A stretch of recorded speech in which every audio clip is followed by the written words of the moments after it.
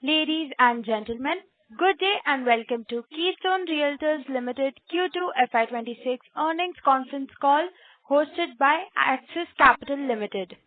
As a reminder, all participant lines will be in the listen-only mode, and there'll be an opportunity for you to ask questions after the presentation concludes. Should you need assistance during the conference call, please signal an operator by pressing star then zero on your touchtone phone. Please note that this conference is being recorded. I now hand the conference over to Mr. Pritesh Sheth. Thank you, and over to you, sir. Thank you, Trisha. Good evening, everyone, and welcome to the call.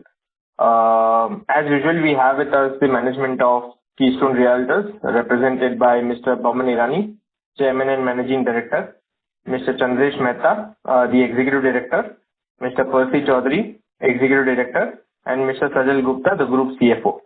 I'll hand over the call to the management for the initial comments, and then we can open the floor for question and answers. Over to you, Baman, sir. Thank you, Pritesh. Good evening, everyone, and welcome to the Q2 FY26 earnings conference call. I am Baman Irani, Chairman and Managing Director of Keystone Realtors Limited, and I extend my heartfelt gratitude to all of you for joining us today. I'm pleased to share our achievements for the second quarter of this year, showcasing our continued growth and commitment to excellence marked by three significant milestones. First milestone is our pre-sales performance has been encouraging. We've achieved 772 crores of pre-sales in this quarter, taking the total to INR 1839 crores in the first half. That's a 40% year-on-year growth on a half-yearly basis. I'm happy to note that we've already achieved 46% of our full-year pre-sales guidance in the first 6 months itself. This is a clear reflection of the strong demand for our projects. Second, our project launches. We've launched one new project in Q2 with a saleable area of 2.1 lakh square feet and an estimated GDV of about 949 crores. This takes our total to 4 launches for the year, for the half year, with an overall GDV of 4,916 crores. With this, I'm happy to state that we've done 70% of our full year launch target, and this is well ahead of our offered plan. Third, we've maintained a strong momentum in business development as well. During the half year 26, we've added 3 new projects with a total saleable area of 3.25 million square feet and an estimated GDV of 7,727 crores. What this means is that we've already surpassed our full year guidance for FY26. This is a strong validation of our asset-light, capital-efficient model and a sharp focus of redevelopment within MMR. Our performance clearly highlights the strength of our product portfolio, the strength of our team, and the resilience of our overall strategy. I'm pleased to share that for the first time, your company has raised funds through a listed NCD with the issue of INR 335 crores, which is proposed to be utilized for the growth of the company itself. This has been done at a very competitive rate of interest. These NCDs were oversubscribed and at a premium.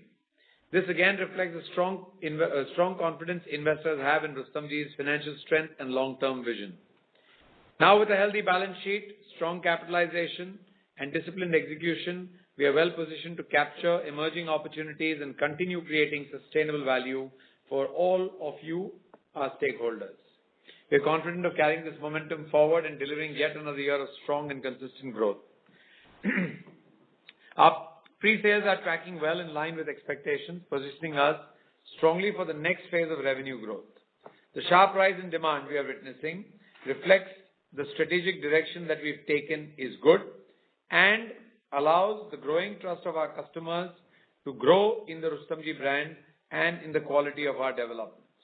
As we move forward, our focus remains clear: to deliver exceptional value to our customers, strengthen our brand, and lead the business with passion and purpose. As mentioned earlier, we've launched one project during this quarter with an estimated GDV of 949 crores. This addition further strengthens our future revenue visibility and reinforces our strong execution pipeline.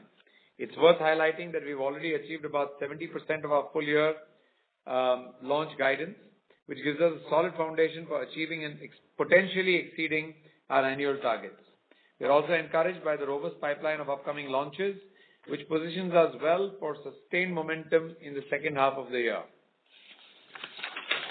On the business development front, we've made significant progress in the first half itself. We've added 3 strategic redevelopment projects with a combined GDV of 7,727 crores. Notably, this means we've already surpassed our full year FY26 business development guidance, an achievement that speaks of the strength to our sourcing abilities and focused growth strategy. Let's remember we've got 6 months to go. All new projects undertaken by the company are carefully evaluated through a rigorous investment committee process, ensuring a disciplined underwriting, a strong governance, and healthy margins across our portfolio. I would like to highlight that our enhanced focus on cluster redevelopment now is increasing. This is a complex but high impact model involving aggregation of multiple buildings/societies to enable integrated development across larger parcels in the urban areas. It unlocks great value through scale and efficiency and significantly enhances livability and infrastructure for the communities we serve. We've made remarkable progress in this area. We've added several high-scale cluster redevelopment projects, namely Lokhandwala, GTB Nagar, Dindoshi, and Malad West. These projects firmly position us to lead the next wave of Mumbai's urban transformation built on trust, design excellence, and community upliftment. Our additions are fully aligned with our vision to consolidate Rustomji's leadership in the redevelopment space across MMR. This will enhance our growth visibility and also strengthen our long-term position in the high-potential micro-market. I'm happy to state that since FY23, we've added 25 projects with an estimated GDV of 25,490 crores.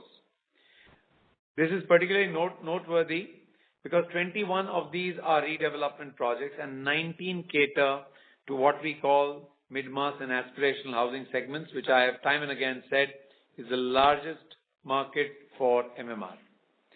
This also perfectly aligns with our strategic focus, capturing value through urban consolidation while maintaining healthy volumes in high demand, mid-income categories. These strategic additions underline our ongoing commitment to growth and leadership. I am confident in the ability of our team to consistently take on and successfully deliver new projects with the same focus and discipline that has defined us. With a strong and diversified portfolio across all micro markets and price segments, from value housing to luxury, our strategy ensures resilience and sustainable growth across various market cycles. The redevelopment opportunity of Mumbai continues to be immense. We, as one of the most trusted names in this space, is very well positioned to capitalize on this momentum. Backed by a robust balance sheet and a disciplined asset-light approach, we are fully equipped to seize this opportunity and continue driving long-term value creation. During Q2 FY26, we generated an OCF of 109 crores, and for the half year 26, the OCF stands at 227 crores. This reflects the continued focus on disciplined execution and prudent cash management. Our construction spend has also risen from 394 crores in H1 FY25 to 452 crores in H1 FY26, reflecting a 15% year-on-year growth on a half-yearly basis. Our consolidated financial performance is as such. We've reported a revenue from operations of about 499 crores in this quarter and 772 crores for the first half of FY26. On the liquidity front, our position remains strong. As of 30th September, our gross debt stood at 588 crores, translating to a gross debt to equity ratio of 0.21:1, which is very well within our guidance range. We ended the quarter with a free cash flow of 935 crores, underscoring our healthy liquidity position. Importantly, our net debt remains zero, and this reflects our strength and flexibility of our balance sheet.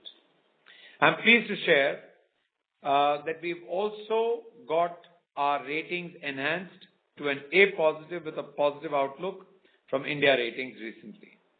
This is a clear endorsement of our robust financial profile, strong project pipeline, and disciplined approach to capital allocation. As we move through FY26, I'm proud to share the meaningful progress we've made on our ESG journey. We have constituted a board-level ESG committee along with an ESG steering committee comprising members from the senior leadership team to actively address ESG initiatives and goals across the organization. We have also presented the BRSR report to the board's ESG committee and submitted our BRSR report for FY24-25. In addition, we have defined long-term ESG goals for the company, setting a clear roadmap for sustainable growth. Our initiatives towards ISO 14001 and 45001 certifications are currently underway, and this will further strengthen our commitment to environmental responsibility and workplace safety. I am pleased to share that we have completed our first standalone sustainability report aligned with the GRI framework. This is an important milestone in our journey towards transparency and accountability. Also, I am pleased to mention that we have received a Community Initiative Award for our Thane Labour Camp, Apne Ghar by Realty Plus Harit Bharat Awards 2025. I would also like to highlight that one of our projects, Rustomjee Balmoral Golf Links, received the Iconic Project of the Year Award at the 17th Realty Plus Excellence Awards 2025, and the Rustomjee Group has received the Icon of Construction Award by CREDAI and CHI. We remain fully committed to creating long-term value for our stakeholders and continue to strengthen our position as a trusted and forward-looking developer. The market environment, friends, remains favorable, and with our strategic clarity, execution strength, financial discipline, we are well prepared to capture the next wave of growth and expansion. At Rustomjee, we are not building homes, not just building homes. We are shaping thriving, sustainable, and future-ready communities. I thank you once again for your trust, support, and continued partnership. I look forward to your questions now. Thank you very much. We will now begin the question and answer session. Anyone who wishes to ask a question may press star and 1 on their touchtone telephone. If you wish to remove yourself from the question queue, you may press star and 2. Participants are requested to use handsets while asking a question. Ladies and gentlemen, we will wait for a moment while the question queue assembles.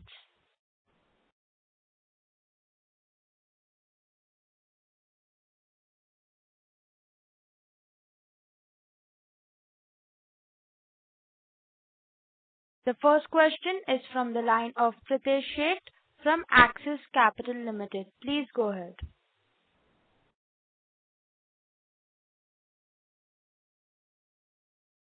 Mr. Pritesh, please unmute your line and go ahead. Thanks for the opportunity. So first, on how do you see the current, demand environment in the market? Specifically with the numbers, if I look, 770 crore of pre-sales, while I agree we only had one launch versus 3 launches last quarter, but we had a good number of inventory to start with, better than what we have had earlier.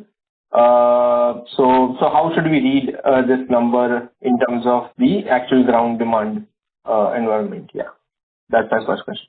Thank you for that question, Pritesh. As it happens, and we've been watching year on year, the last 2 quarters of the year are always the highlight for sales taking place. We are aware that Diwali also came in October, which is the way it normally is, either October or November, and this period is when the highest sales take place. Also, the sales are continually guided by newer launches, and the launches that have seen a strong demand coming through. But because of 3 and 4 basements that we do nowadays in our projects, we usually predict that about till such time as we reach the plinth level, which is about 6 months, is when we sell about 35 to 40% of our stock. Having said that, we've seen an increasing number of players wanting to buy at launch phase itself, and we are expecting great sales of this quarter and the next, but particularly in this quarter because we've just had a fantastic Diwali season. And of course, what worked out very right for all of us was the government's initiative to reduce GST, which has led to a feel-good factor with all the FMCG and all the goods companies putting up full-page ads, and the way that the markets have responded to them. So we are very confident that the MMR continues to be a growing market, and even today, the kind of apartments that are being purchased are actually higher value apartments that seem to be the calling for most of our buyers, because people are realizing more than price, it is the value of the apartment that they go in for. So they're looking for good developments, and they're making their purchases with developers that they can trust, at the same point of time with developers that they know will create value for them in terms of a great design, great living space, great amenities, good locations, and everything that's required for a great lifestyle. So thank you. Sure. And, just to follow up on that, since we do most of the sales in sustenance, right, do you keep a track on a weekly sales kind of run rate, if at all, and, how that number has been from September end, post the end of last quarter till now? Are we seeing some better take-ups in terms of, those sales right now, post the Diwali and during this festive season? So I have some data, Pritesh, that I can rattle out right now to you. Yeah. In September of 24, we had about 9,111 registrations. This is public data, okay? This is not my data. And in September of 25, we had 12,070 registrations, okay? The key point out here is that in September this year was Navratri. I'm talking the Mumbai market, okay? So Navratri was a major buying time. Now in October last year we had 13,200 registrations, whereas in October of 25 we had 11,200 registrations. This is because of Diwali this year, right? But in spite of the registrations being less, you are seeing that the total value of the apartments have gone much higher. So my point is that people, though there will be a lesser offtake in terms of numbers, the kind of apartments that are being sold are of a higher value at this moment in time. So collections have actually increased by 10.2%, which means that the larger homes are actually being purchased. Got it. That's it from my side. Few more questions, but I'll join back with you. Thank you. Thank you. Thank you. The next question comes from the line of Ritvik Sheth from One Up Financial. Please go ahead. Hi, good evening, sir. Sir, few questions from my end. So firstly, can you just help with the pre-sales mix of newly launched projects in H1 and from earlier inventory? Hi, Ritvik, Sajal will just take that. So Ritvik, we have sold from total, basically, if you look at all the ongoing projects, we have sold about 51% of the project launched. Out of the total value of 16,200, we have already sold 7,100 crores. So 51%, as I told you, is that what we have already sold of all the projects. The new launches we have sold, if I remove the first half, the launches which has taken place in first half, we have sold 56%. And whatever we have launched in the first half, we have sold so far 10% of that. Got it. Sure. Sir, second question is on the Carter Road project. Sir, can you throw some light on it? What is this? Do we expect to launch it in the... Ritvik, I lost you. Yeah. Sir, am I audible? Hello? Ritvik, I think we lost you. Hello. Yeah, can you hear me now? Yes, loud and Yeah. clear. So on my second question is on the Carter Road project. If you can throw some light on the project, and do we expect to launch it in the current year, and what is the status of the same? So Ritvik, I mean, thank you for that. And I just want to say that, you've got some kind of a crystal ball and you're seeing my future Carter Road project also, which I'm really working hard towards. But I understand that you're asking about the Bandstand project, and you will hear about the launch of that very, very shortly. When I say very, very shortly, means very, very shortly.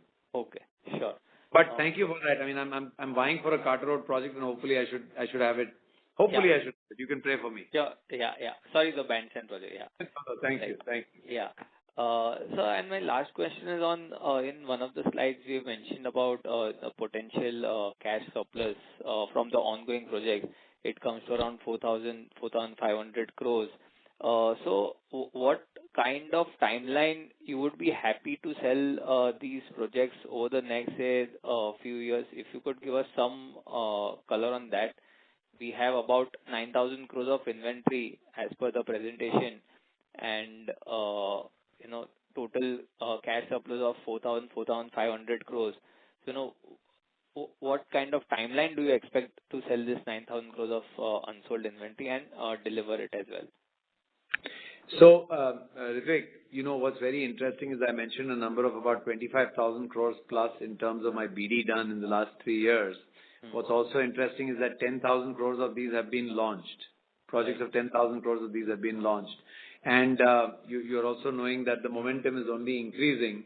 So what we did in the first year to what we did in the second year to what we've done now, we are almost like 2 times over 1,600 to 3,000 crores already done. This year is going to be 4,000. Hopefully, fingers crossed, we'll cross that number by a huge margin.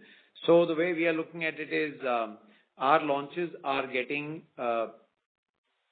done on time, or we are preponing. And I think I will just once again touch upon Crescent, which I launched in about, or rather I gave notice to vacate in about 170 days of doing the DA, which is possibly the fastest time. And I've told you so far it takes about 12 to 13 months to launch a project from the DA date. Now, I'm saying that number will come down to 11 months is what we will try and put on a steady state. And beyond that, we hope to bring it down to about 9 months on a steady state basis. But, Yeah, Ritvik, if I may add to second part of your question. Look, this 9,100 crores can be divided into 2 parts. 4,700 crores is the inventory out of those projects which have been launched in the last year or prior to that. And 4,400 crores is the inventory out of the projects that we have launched in the first half of the current year. As I told you, that 10% has been sold out of 5,000, right? Right. So 4,700 crores, which are in the various stages of the construction progress and also sales progress, we expect in the next 2 years, all of that to be sold fully. Point number 1.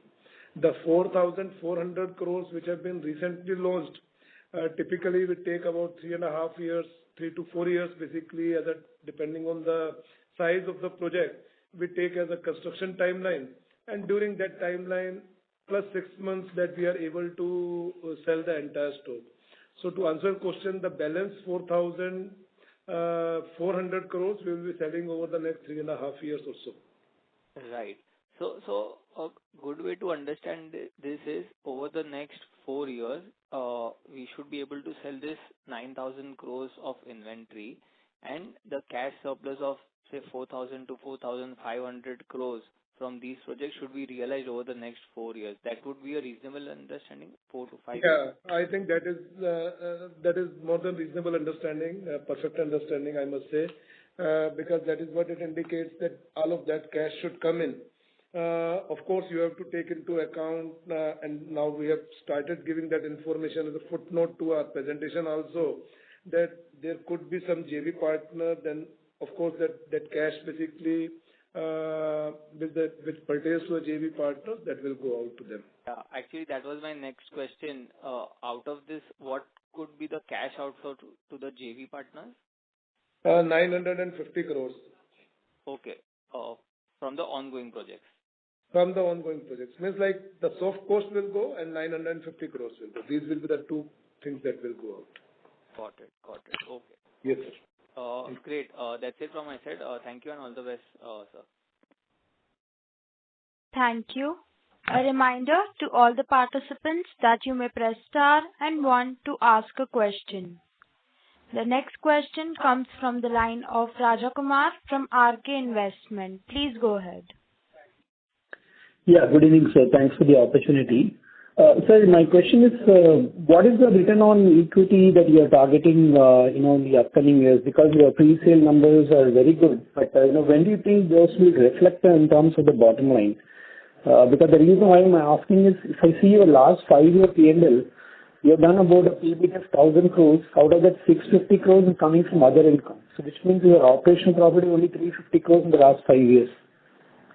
So I just want to know, when do you think your operational profit will come into the P&L? Yeah, I think great question. So we have been maintaining that bulk of our legacy projects, which may have a burden on the financial results, will be over in the current financial year. So FY26 should be last of the year where the color of the legacy project should go out of. Otherwise, our acquisition strategy is very clear. We work on the projects which gives us 35% margins, and 35% gross margins translates into 15% PAT. It's like 35% gross margins translates into 25% EBITDA, and then you take the interest out and tax out, that translates into 15% PAT or 16% PAT. You are also aware of that we work on the asset-light model. When I say asset-light model, means that we try to limit our investment to about 10% of the project GDV. So if we do a project with that 10% of our GDV and we make 15% PAT over a period of 5 years, let us say 1 year is the project gestation period to launch, and thereafter the next 4 years for the project to be completed, that translates into about 25% plus kind of a return on equity. So we definitely would be graduating towards that over a period of time. Okay, so can we take that will be like a 3 to 5 year target? Is that a reasonable assumption? Yeah, means like, of course, this I am talking at the project level. We may have some investment logged into the erstwhile investment, but at an individual project level, that is a kind of a number that we are working on. And to answer that 3 to 5 years, yes, that is the right number. Okay. Thank you, sir. Sir, the second question is on the tax rate. Your tax rate are yo-yoing because in June you provided negative tax, and now in this quarter the tax rate is 42%. So what is causing this volatility?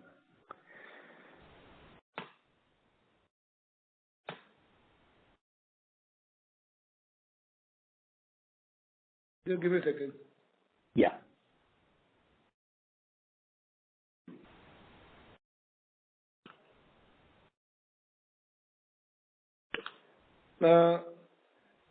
So fundamentally, means like you have to, if you remove the DTA and then look at the tax, then it will be a normal tax. So in the quarter one, basically the crown sales was there, DTA was not provided. So I think fundamentally you look at the PAT basically, sorry, what are the slide? Okay. So, if you look at basically in the quarter two, 3.3% is the PBT and the PAT is 2%. And for the whole of the half year, it is 4.4% and 3.5%. So, of course, depending on a project to project, but generally it is in the range of 20 to 25%. That's basically the effective tax rate which comes. So that's the full year tax rate that you're guiding, right? Yeah, yeah. Okay, sir. Thank you. A reminder to all the participants that you may press star and one to ask a question. The next question is from the line of Anuj Upadhyay from Investec. Please go ahead. Yeah, hi sir. Thanks for the opportunity. So first thing is on your FY26 guidance. So as we have achieved 46% of pre-sales, 70% of launches, and BD we have already surpassed by 1.25. Are we thinking of revisiting any of our guidance upward? My first question. Yes. As a short answer, yes.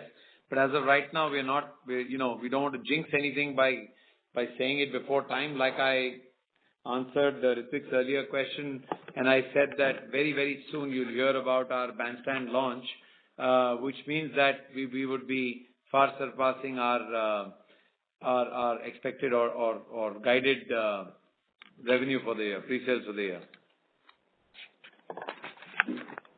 That's helpful, sir. And secondly, you mentioned about the cluster, development which is coming up in the MMR region. Can you broadly specify how much such similar potential like we had in Sion, that is a MARA project? How much similar potential can we expect in the near term, and what support are we getting from the local authorities or the state government, to bank upon similar kind of an opportunity so that we can execute the project in a smooth manner? That's all from my side.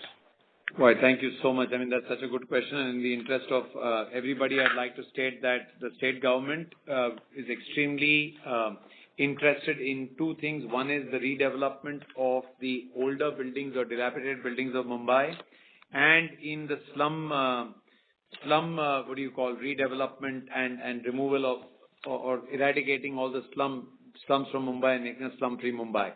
In both these, there's been tremendous amount of support and initiatives.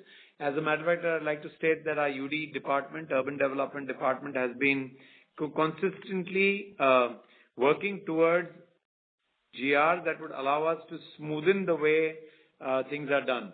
And I must say, so far my interaction has been extremely successful, with the departments being very, very clear that whatever support is required, because larger developments will require support, will be given. Now, GTB Nagar, which is our 1,400 plus members rehabilitation project, we're talking about a 4,500 crore kind of GDV. For our Lokhandwala cluster, that's about close to 3,000 crores, 2,950 odd crores in terms of the GDV. With Malad West, we are talking about 2,000 crores, and Dindoshi also about 2,100 crores. So that is exactly what we are doing. About 11,550 crores is the GDV coming out of only our cluster redevelopment projects. Let me tell you what's important in clusters. In clusters, what really happens is the people who are living in single buildings are now getting a larger space, in terms of their garden areas, play areas, car parkings, better utilization of facilities, lower maintenance and charges because of the distribution of the cost taking place. So all of this actually leads to a better planning for them, a longer, happier, sustainable lifestyle for them, and of course giving their kids the opportunity to have, playgrounds, etc. within them. You do understand that if I took a 1,000 square yard plot versus if I took a 20,000 square yard plot, the entire nature of the development would be different, and the 20,000 square yard plot would by far be a lot more attractive. And that is why you saw the peripheral areas, whether it was Thana doing, burgeoning development, whether it was, Mira Road that was doing burgeoning development, Vasai Virar that was doing it. Now Mumbai has a chance of doing exactly those kind of layouts, rather creating the environment closer to home so that it is an opportunity for people to live and work within the city in the environment that they're used to, with the kind of surroundings that they have been, comfortable with, and continue to enjoy life out there. So I'm for one a strong proponent of the government's view on these accounts and the kind of work that is being put in by their various departments. And a big thank you to the government for even, the infrastructure growth that our city has seen, which leads to a constant growth of our city. And I don't know if I've said this before, but earlier people from, I would like to say the outskirts of Mumbai used to buy into Mumbai, whether they came from Sangli or Meerut. Now I'm seeing buying from across the country taking place in Mumbai. So this kind of reinforces my faith in the potential of the MMR region, and the infrastructure is only adding joy to this entire thing. In terms of Thank you. market potential, sir. Hello? Yes. Hello? So the market potential. Yeah, in terms of market potential. Yeah, that's what I mean. I thought I touched upon it by telling you that, but let me try and be a little more specific. So, earlier you saw a lot of growth taking place outside. Yeah. So I was coming to if we can quantify, a certain thing like, would it be possible to quantify in terms of quantum, like what kind of, or any near-term bigger cluster similar to Mala, which is coming up? Oh, yes. I told you 4 of them. We are doing Lokhandwala, which is about 20,000 square meters. We're doing Dindoshi cluster, which is I think about 15,000+ square meters. We're doing Malad West, which is also in the region of about 20,000 square meters. So basically, we are doing 4 large clusters as of right now. And the first one to get off the blocks will show you that there's a lot more buying power available or buying desire available amongst these clusters than people would go in for standalone buildings. We've seen this in Thane before. We've seen this in Virar before. I think we'll see it now in Mumbai. Sure, sir. Thanks for this. Thank you. A reminder to all the participants I think I touched upon the GDV also. Do you want me to repeat the numbers again? Sir, he disconnected. I'm so sorry. A reminder to all the participants that you may press star and 1 to ask a question. The next question comes from the line of Saurabh from JM Financials. Please go ahead. Hi, am I audible? Yes, you're audible. Yeah, thanks for the opportunity. Just wanted to check on the P&L. I mean, we have been in the for 500, 600 kind of 100 for 7-8 quarters now. So, is there any timeline when we can see a sustainable jump in this run rate? Basically, the project completion timeline.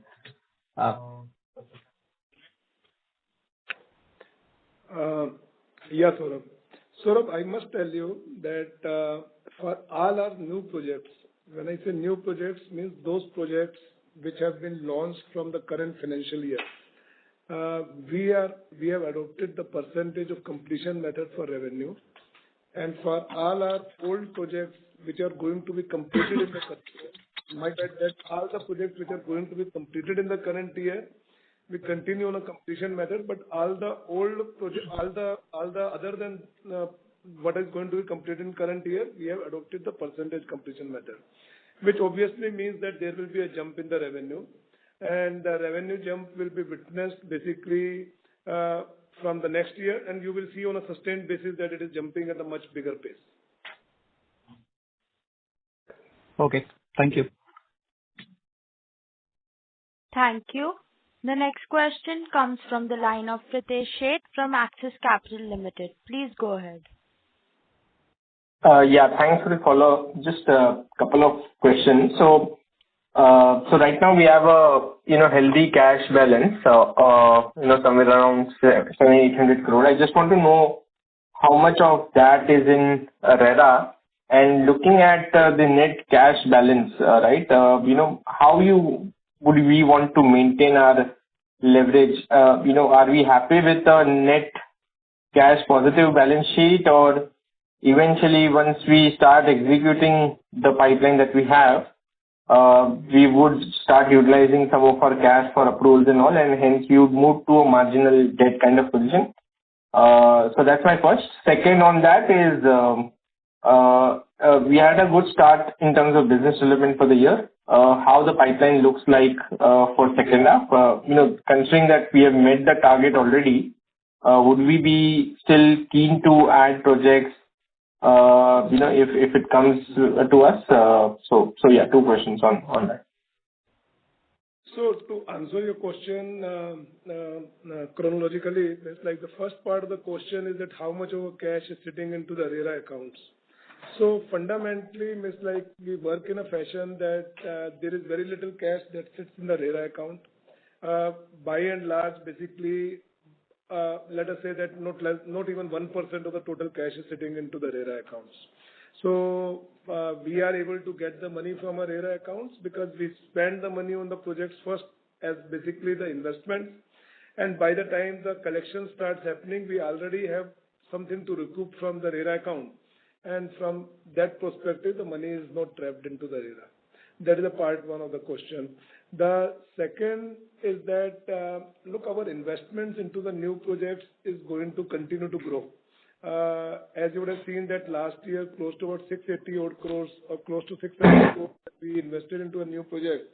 This year, already in the first 2 quarters, or rather basically in the first half of the year, we have already invested 250 crores into the, rather 300 crores into the new projects, and we expect this number to go to about 600 odd crores.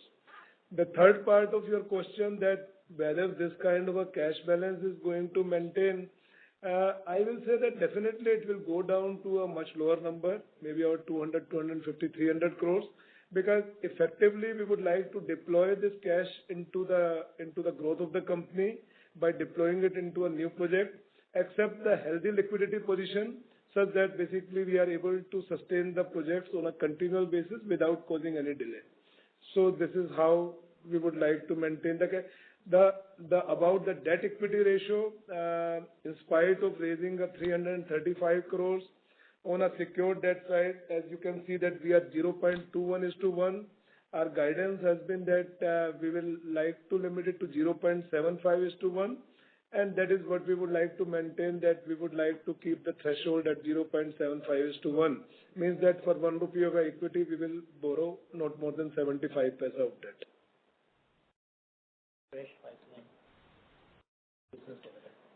Yeah, and then on the business development. Last part of the question, Pritesh, was on what does the pipeline look like going forward in terms of business development.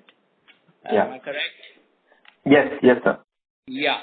So as Baman mentioned, we are also looking at certain locations, especially which are city-centric, South Mumbai, certain parts of the city we are yet to be represented in terms of development. So there are certain locations that we are looking at actively. We are also looking at other markets like Pune. Those also, as Baman had indicated earlier, probably in the previous call, that we are looking at Pune as a market to venture.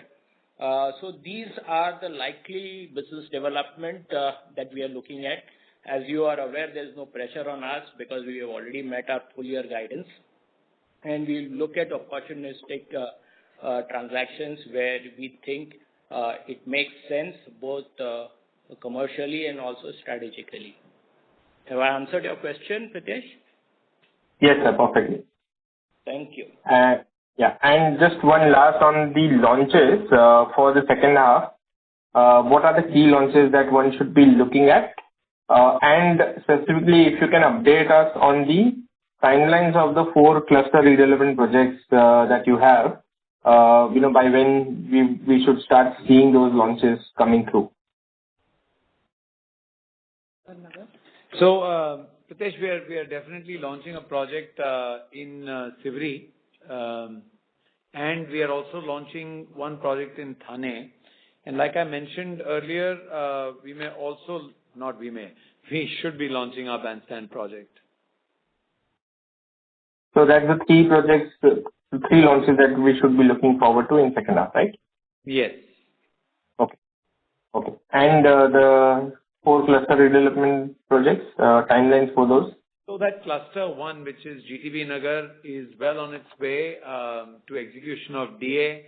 And I think, once the DA is in place, it will take us about 6 months. I'm not sure if I can launch it in the next, in this financial year. But definitely in the first quarter of the next financial year, we should be in a position to launch it. With regards to our Lokhandwala project, our agreements are done, various plans are underway. But again, that takes about 7-8 months for approvals. So definitely in the first or second quarter of the next year. With Indoshi, it's the same. It's a MADA development. So various agreements are in place. So we're looking at all of these projects actually should be in the first 2 quarters or the 1, 2, and 3 quarters of the next financial year. Good to hear that. And just to clarify, the 3 launches that you mentioned for H2, the GDV of that would be somewhere around 3,000 to 4,000 crores? Sorry, what did you say, Pritesh? the three projects that we are slated to launch in second half, what would be the GDV of those three launches? Um, About Bandstand similar to what we have alone, about 4,500, 5,000 crores. yeah, about 5,000 odd crores, just to give you an idea. Got it. Got it. Perfect. That's helpful. That's it from my side, and all the best. Thank you. Thank you. As there are no further questions from the line of participant, I now hand the conference over to the management for closing comments. So on behalf of the Rustomjee management, my entire team and all of us here today, I thank you for joining us. In case of any further queries, you can always reach out to us and we'll be more than happy to give you the required details. Once again, a big thank you and have a lovely evening, everybody. On behalf of Axis Capital Limited, that concludes this conference. Thank you for joining us, and you may now disconnect your lines. Thank you.